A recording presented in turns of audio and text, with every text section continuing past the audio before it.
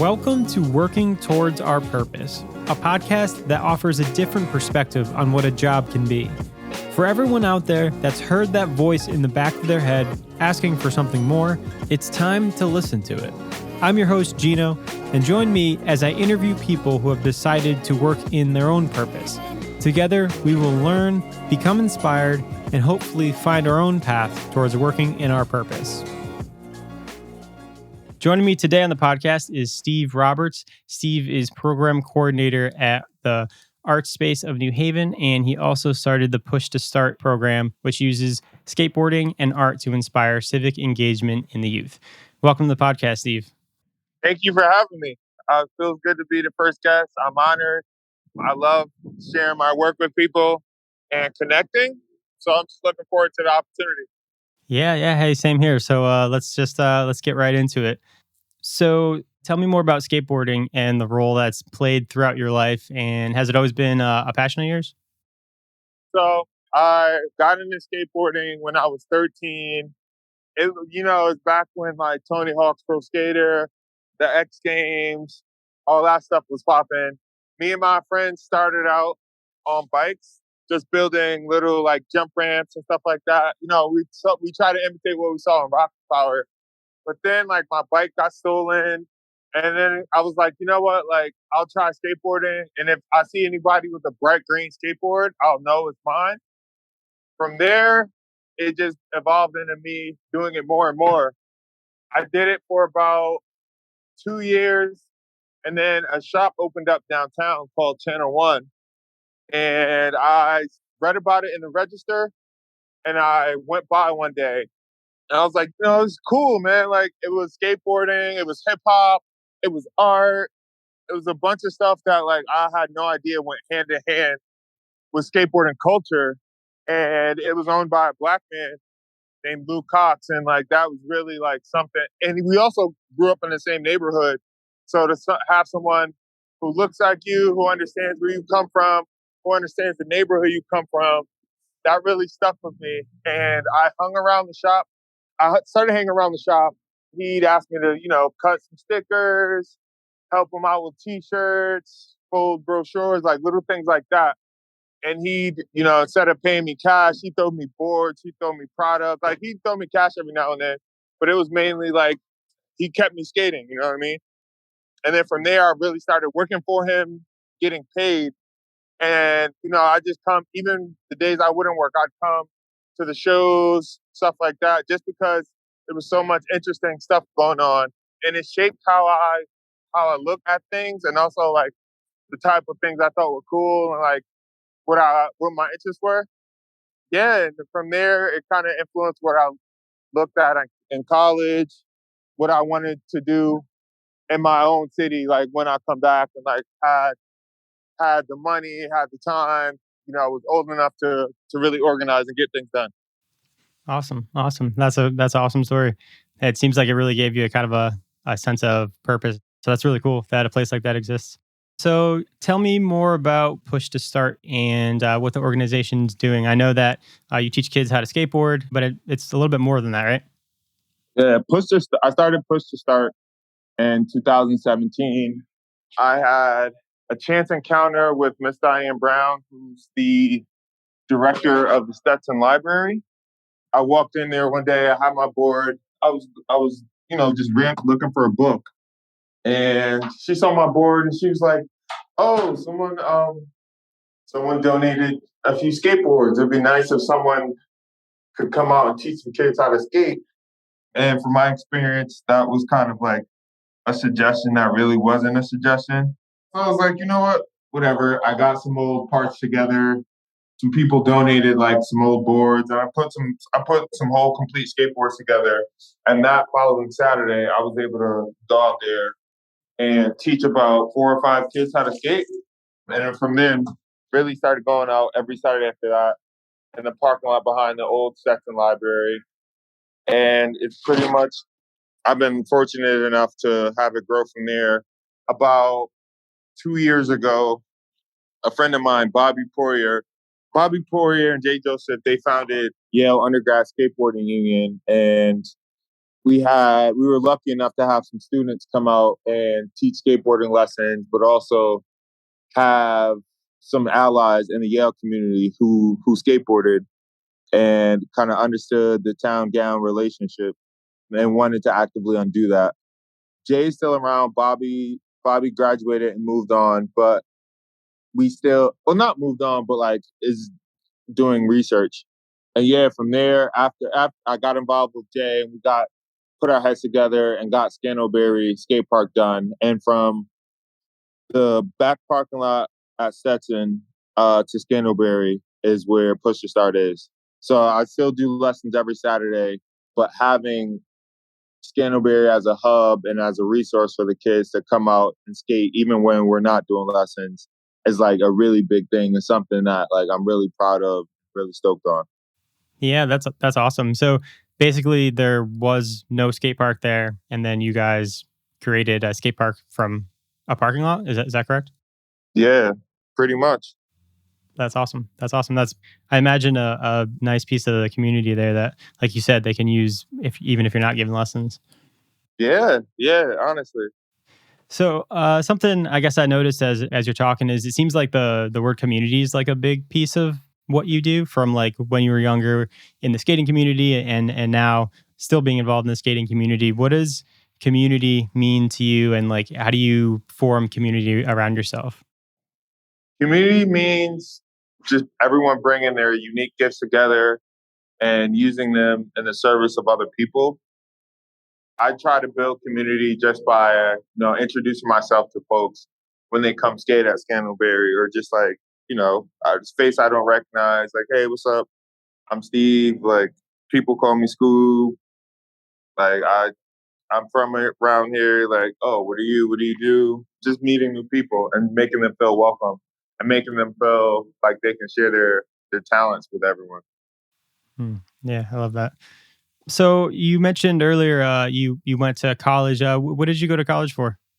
I went to Rhode Island College and I graduated with my bachelor's in advertising and public relations. Okay. Okay. Interesting. So, what made you take the path of, not going the corporate America path? Because I imagine that would be an option, getting a degree in marketing. After I graduated, I really like, what do I want to do? How do I want to get involved? And I had been involved in some community organizing in Providence. And I was Mm, fortunate enough to get a job as an organizing director after college, which kind of like aligns with what my degree is in, very much a public facing position. But I was also working as a dishwasher during that time. I lost my organizing director job, but there was something about dishwashing that I was like, oh, like this is kind of cool. I want to, I like working in kitchens. I like the aspect of being in the team, having, clearly defined roles and just, it was just an environment that I thought I could thrive in. So I said to myself, I'll do this, until I move up. I moved back home in 2015 or 16, and I just got another dishwashing job and worked at it until I moved up the line. And I was like, let's see how far this cooking thing can take me. I have my degree in my back pocket, and just like I was little off put by the nonprofit industrial complex. And I was like, you know what? I have the skills to organize. I have the knowledge. I'm just going to do something where it doesn't seem like a job, or like I'm not forced to feel a certain way because of my job. mm. So I worked in kitchens. I did it like, as I've been developing Push to Start, I've also worked as a chef. I recently got the job at Art Space this past April, but before then, it was just me cooking this whole time. Yeah, and I'm kind of fortunate that like my work has led people to say like, you know what, I wanna help out. I wanna get involved. How can we like make this sustainable for you, or make this like, how can we make sure you're not killing yourself to do this? Yeah, and that's really, I really, really been blessed and fortunate to be around people like that. I like how you kind of just seem to follow what it is that you felt. good in, and like you said, the role of dishwasher, you liked the certain aspects of it, and didn't fall into like, well, you graduated with this degree, you're supposed to go do this. It sounds like you're listening to your own intuition, and I think that's really cool. Yeah, and honestly, I kind of was like, yo, my degree's in my back pocket. Like, what do I want to do? Like, what excites me? Because eventually I'll have to do something where, I might not like it, but if I have to support a family or if I'm like at a point where I can't throw caution to the wind, then, I'll have to buckle down. But like, I have all this energy, all these ideas. Let me, get it out into the world, into the ether before like I have to use my degree. I have to I'm beholden to, my family or my kids or whatever. I was fresh out of college, young, okay with being broke or working for little. So yeah, it really was like following my intuition and kind of setting these quiet goals and just kind of staying hyper focused on them, staying true to what I felt I could do and what I believed. And it's paid off a few years later. Like my fam like sometimes like I butt heads with my family or just like they didn't understand what I was doing. But here we are years later. And like they see like, okay, like he is using his degree. Mm. He's just doing it in a way that, he wants to do it and not like in a traditional sense. Right, right. Yeah, that's great. You want to talk a little bit more about like family pressures and stuff like that? Because I know that's like kind of a common story. You go to college and your parents put pressure on you to get a good job and that sort of thing. Do you want to speak a little bit more to like that? Yeah, so I just think my family, the pressure from my family comes from the fact that, I'm an only child. Like I'm my grandmother's only grandson. My my grandmother had four daughters, and my mom was the only one with a kid. Yeah, so like that was really a family pressure, and they wanted best, not more like talking down, like more in the sense that like you have so much more potential that can be fulfilled, you know, and like my family sacrificed a lot for me to get where I want to be, where I am now.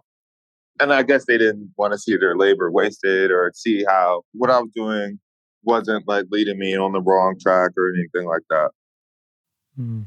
But I don't know. You kind of have to have this moment in your own head or in your heart of hearts where you're just like, yo, like F it, like I'm gonna do it. And you're so invested and so in tune with your vision, with your dream that like the criticisms kind of wash away or just like you're immune to the criticism. Like they just bounce off you. And like not like you don't hear them and you're not receptive to them. More in the sense that, if it's to be, it's up to me. Like I have a dream, I have a vision, and like I want it. Like I know what's in my heart, in my head, and like I just have to get it out. I just have to see it through to fruition. And that's really like what it is. And eventually, like people just got tired of talking and just let me do me, and the results are starting to show. Yeah, that's amazing. Did you have any like mentors or people that you looked up to that kind of inspired you to take the path that you believed was true? Yeah, a bunch of people. Lou Cox was my first mentor in college. My buddy Kasim, who went to my school before me, who got to just be like a sounding board for me, like voicing frustrations, kind of like what do I do next? And he just helped me like see the value of building like a one-on-one relationship with somebody. Like I played basketball, so during the summer when I was home, we'd work out together for hours, and then after like we'd go get food and just like talk about like what do you want to do afterwards, or how do you feel about how your freshman year went versus your sophomore year, things like that, like maturity. Also, Chan Ravi Prung, she was an organizer in Providence. She's actually attending the Yale School of Public Health now. And she was just like my big sister in the movement, like who kind of got me to understand like, oh, like a lot of the nonprofit stuff is a complex, the nonprofit industrial complex. She really like opened my eyes to how that works. And she was very matter of fact in how she dealt with people and like cut through a lot of the fat. Like a lot of the stuff I experienced was like BS, and I wasn't for it at all. And she's the first one who helped me feel like I wasn't alone. Yeah, I even consider like my partner in crime on the Scandalberry stuff, Jay Joseph. Like Jay Joseph is younger than me, but like I consider him a mentor just because I admire the way he thinks. He always kind of shifts my perspective on things, and I just think like the trajectory of what Jay wants to do and like where he's going with skateboarding. Like Jay will be running things in 5 or 10 years. You know what I mean? So like it's always good to like that he kind of uses me as a soundboard or just like will text me random things throughout the day or at night that, even if we don't have a conversation on them, they always make me think and always make me consider my perspective. Hmm. Yeah, the people around you, I think, are key to your success and to helping you become who you're supposed to be. So that's definitely important. Yeah. As far as like your work and what you do now, like how would you define success and what does it mean to you? Because I know everybody has a different definition of it. Um, I feel like what I'm doing is successful, but success for me personally would be me being able to bounce between my ideas freely, be able to have push to start, stand on its own without me, putting so much effort into it. And I guess just more time for like leisurely pursuits. Hmm. Not it doesn't necessarily have to be money for some folks. For me, I like to make a certain amount of money when I have like my personal goals. But I just think success for me is just to be able to indulge like a few more of your leisurely pursuits and not be so tied down to like what you do that supports you. You know what I mean? Hmm. Definitely.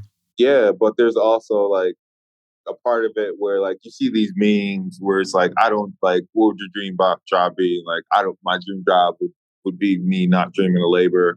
I feel like there's always something there's like a passion you have that like you do that like maybe tough or just like maybe like a lot of effort. But when like you do like when you're in the grind mode of it, it doesn't feel like work. You know what I mean? Hmm. And I don't know. I always feel like you should do something that's like a little bit tough, that makes you sweat, that makes you like appreciate being able to sit on the beach somewhere or just like I feel like things should be made easier for people. Like the work should be easier. Like people should be paid more. People should be paid equitably. But there's also a part of it that's like you feel good. Like that's a good feeling after like for example, you spend all day setting up your podcast, scrambling around, and then when you're able to like interview your guests, push it out, like edit your podcast, push it out. There's like, okay, like that was some work, but like it's a good tired. You know what I mean? It's a good exhausted. Hmm. It's like I've given so much of myself to my vision and my passion that like it's starting to it's starting to grow legs and like run on its own. Kind of like a Hmm. parent who, sees their child walk for the first time. Like parenting is a tough job, but there are these moments that you're like, yo, like, you know what? I do it all over again, you know? And just having that sustain people in addition to like being able to kick back with friends and like take time for yourself and things like that. Yeah, those are two really good points. Definitely, sense of fulfillment and accomplishment in the work that you do, but then also being able to relax, right? Because I feel like, especially in the corporate realm, there's like no emphasis on being able to take a day off or take a vacation or anything like that. It's always like work, work, work, work, work. But it's also important to like enjoy the work that you've accomplished. So those are some good points. Exactly. So what do you do to keep learning? Are you like a reader? You hit on some mentors. Do you take any courses or anything like that? Like what do you do to keep education going? Um, I I consider myself like an infinitely curious person.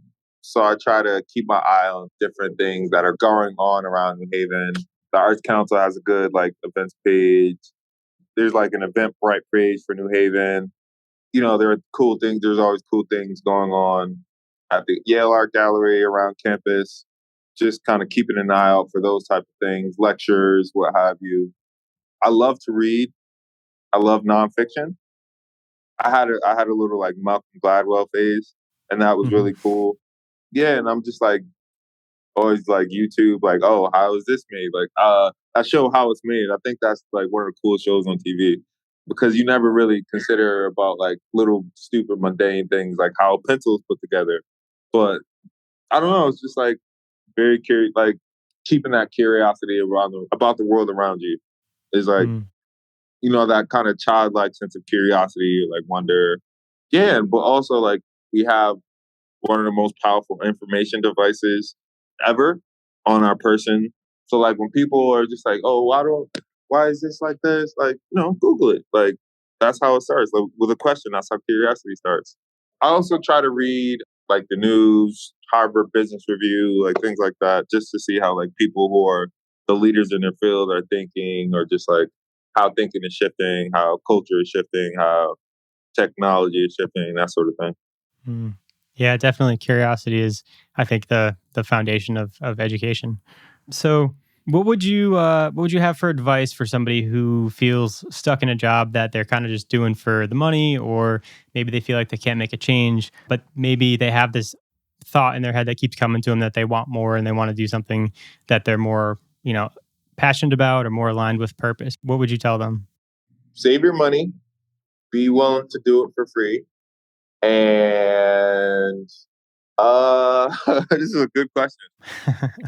And have a have a good support system that will support you when you need it, but also get you together if you don't come correct. Like it's easy to have friends that are yes men, but also we have friends that'll be like, yo, bro, this ain't right. Like you need to do this better. You need to do better is important because even if you don't agree, it shifts your perspective and it makes you think like, why would they say that? It's easy to be like, oh, they're just hating or whatever. They don't want to see you succeed. But if it's someone whose friendship you truly value, it should shift your perspective. But also, just networking is key because there's little grants and little programs that you can get involved in. Like, for example, Collab was a small business and nonprofit incubator that I was fortunate enough to be a part of. And Ben Berkowitz introduced me to the director, Carolyn Smith, on Twitter. You know what I mean? And Carolyn did the first logo for Push to Start, and like we just started talking. You know what I mean? And Ben Berkowitz is someone I met through skateboarding, through just being like, just being around. So yeah, just like those things. And you kind of have to have a willpower, like just have an iron will. It might not work out. There'll be days that are tough, days that are frustrating, but like keep the end goal in sight. Yeah, just keep that end goal in sight. Keep it in your heart of hearts. That's what I did, and that's what helped me. Yeah, that's great. Great advice. So yeah, as we're coming to the end of our time here, but I got one more question for you, and that's what's next for you, and how can people support the work that you do? Okay, what's next for me is continuing to expand Push to Start. I'd like to get into some after school programming, continuing to build up Finding a Line in New Haven with Jay, continuing my work with Art Space, kind of bringing underrepresented populations, younger kids, Black and brown folks into our space. Lisa has really been adamant about that, and she's been working closely like with the city's cultural equity plan to make sure like our programming and just who we are as an organization aligns with like the vision for the future. Yeah, and just doing more cooking, honestly. Awesome. I thank you again, Steve, for coming on this podcast and being the first guest. And I wish you the best with Push to Start in your cooking and all your future endeavors. Thank you, Gina.